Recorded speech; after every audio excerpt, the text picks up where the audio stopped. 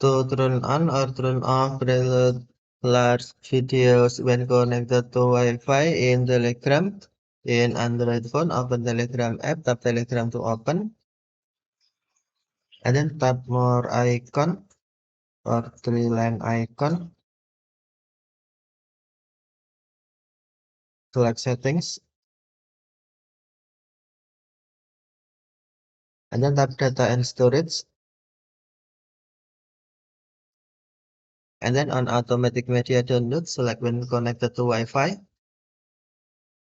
Next, tap videos, and then on preload large videos, check, tap switch until blue to turn on or tap switch until gray to turn off. Tap switch until blue to turn on preload large videos when connected to Wi-Fi or tap switch until gray to turn off. And then tap save to save. Okay, thank you for watching. Have a nice day.